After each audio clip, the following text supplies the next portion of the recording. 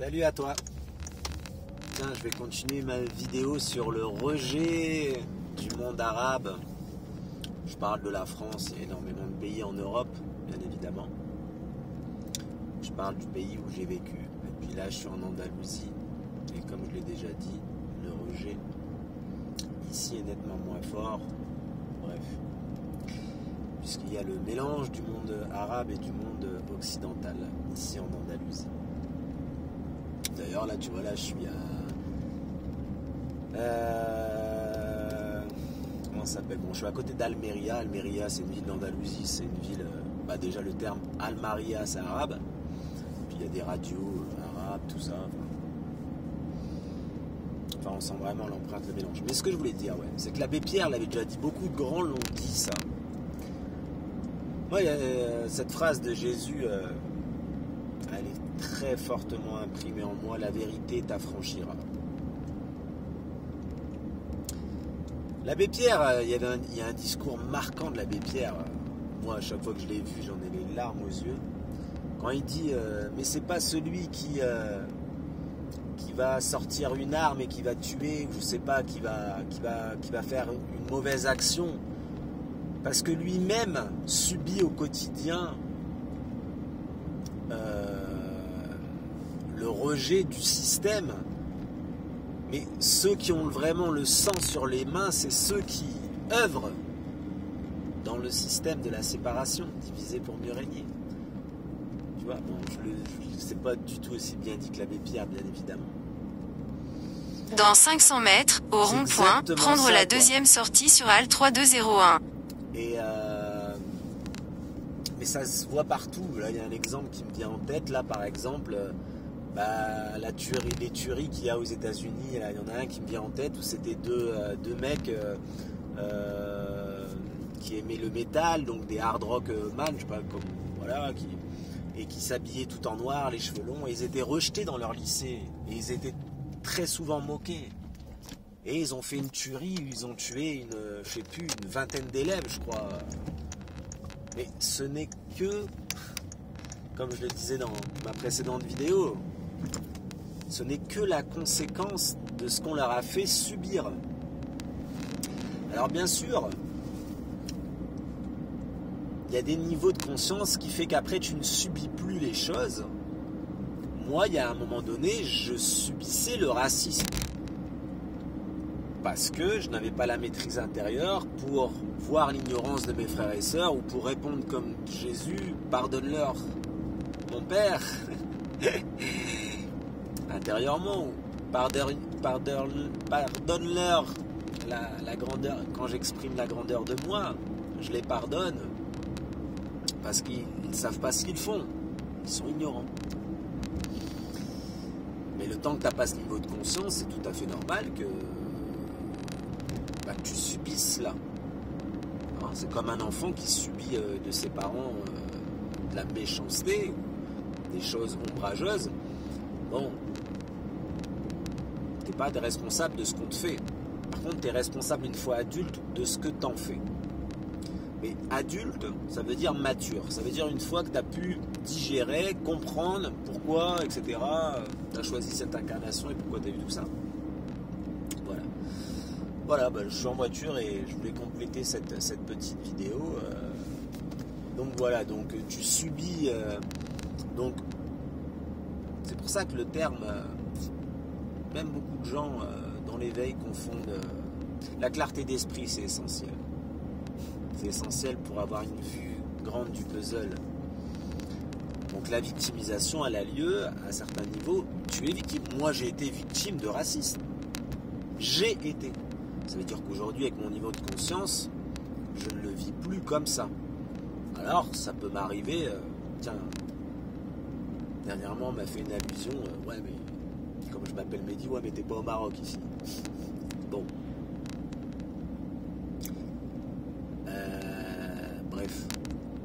Mais ce que je veux dire, c'est... j'ai été victime. Parce que tout dépend de ton niveau de conscience. Quand tu n'as pas encore transcendé certaines choses en toi, celui qui va te dire, par exemple, je vais parler de mes propres origines, sale arabe, je sais pas, qui va te faire ressentir qu'il a un rejet. Tout dépend de ton niveau de maîtrise et de capacité intérieure. Et pourquoi tu vas juger celui qui subit cela et qui lui se considère victime de cela? C'est pas qu'il faut le juger. Pour ma part, il faut juste voir qu'il n'a pas la capacité encore pour prendre la hauteur nécessaire pour pouvoir, afin de ne pas absorber ce qu'on lui envoie, l'onde négative qu'on lui envoie, la transmuter, de la renvoyer, peu importe, mais tu vois, tout dépend du niveau de conscience de chacun, quoi.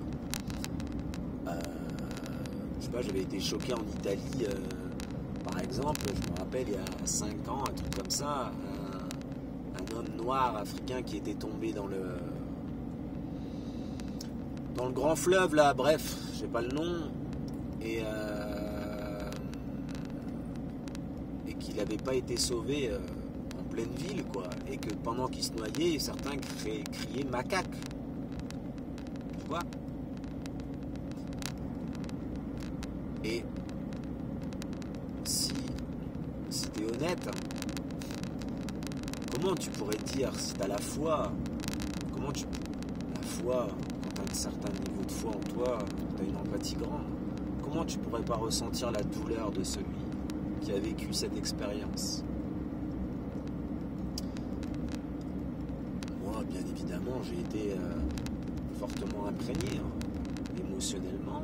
Ouais, j'ai une empathie forte, donc j'ai beaucoup d'empathie pour mon frère, pour me dire que ça va être une expérimentation très grande à surmonter, à dépasser, de voir que tes frères et sœurs te rejettent comme ça, quoi, bien évidemment. Bon, après, j'ai déjà parlé de l'Italie où l'ombre est fortement installée. Il y a le Vatican là-bas, alors c'est évident que la manipulation est encore plus grande.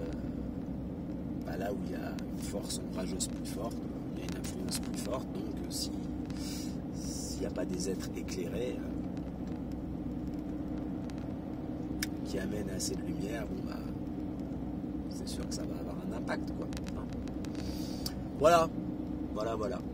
Bon, tiens, je vais te montrer en même temps. Allez, je vais terminer avec. Et tout ça, bien évidemment, c'est pour dire que faut pas. Le but vraiment de cette vidéo, cette seconde vidéo, c'est moi, c'est la vérité, c'est quelque chose d'essentiel. Donc reconnaître les choses. J'ai grandi en France, voilà. Il y a toujours eu ça en France. Et c'est encore bien présent en 2022. Et ça s'est vu dernièrement aux élections, quoi. Et voilà. Donc je peux comprendre ceux qui n'arrivent pas à le mesurer également. C'est pour ça que j'ai invité à faire le test de choisir un autre prénom. Pendant une semaine, fais le test de t'appeler Mohamed. Et va à la boulangerie chercher ton pain en disant « Bonjour, je m'appelle Mohamed, je voudrais une baguette. » Et partout, tu vois. Je le répète, comme ça, ceux qui ne regarderont pas la première vidéo. Ou alors va dans une banlieue voir comment vivent les gens dans une banlieue. Tu verras 80% d'arabes et de noirs. Ça t'interpelle pas, ça, déjà. Et puis va voir, moi j'ai vu des réalités en banlieue.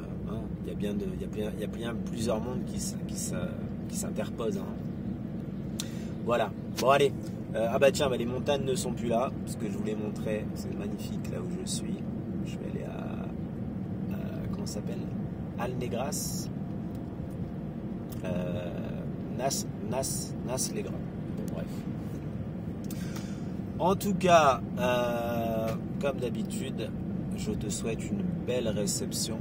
Dans 400 mètres, au rond-point, prendre la deuxième sortie sur AL3 à 1-5. À chaque fois que je fais des vidéos, comme je le dis, je dis belle réception parce que l'intention première, c'est d'éclairer, c'est toujours de rayonner, d'être en lumière.